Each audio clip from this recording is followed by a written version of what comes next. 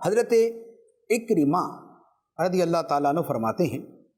کہ اللہ تعالیٰ نے حضرت یوسف علیہ الصلاۃ والسلام جلیل القدر پیغمبر، جن کے بارے میں قرآن کی پوری صورت ہے، اللہ تعالیٰ نے حضرت یوسف علیہ الصلاۃ والسلام سے فرمایا کہ اے یوسف،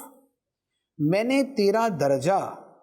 اور تیرا نام اس لیے بلند کیا کہ تو نے اپنے بھائیوں کو معاف کر دیا تھا۔ سبحان اللہ، سبحان اللہ۔ بھائیوں سے ایذا پہنچی، تکلیف پہنچی، اور کتنی بڑی تکلیف پہنچی، باپ سے دور ہو گئے، کنویں میں ڈالے گئے، اس کے بعد بیچ دیے گئے، پھر ایک عرصہ گزرا، پھر جیل میں جانا پڑ گیا، سب کچھ ہوا، لیکن اس سب کے باوجود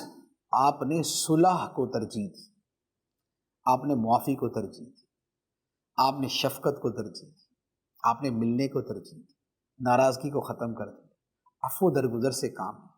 تو اللہ تبارک و تعالیٰ کو یہ عمل اتنا پیارا اس کی بارگاہ میں ہوا کہ فرمایا کہ ہم نے تیرا نام اور تیرا درجہ اس لیے بلند کر دیا کہ تو نے اپنے بھائیوں کو معاف کر دیا۔ تو یہ ہے ناراضگیاں ختم کر کے جو رضامندی اور اچھے تعلقات ہیں ان کو پروان چڑھانا چاہیے۔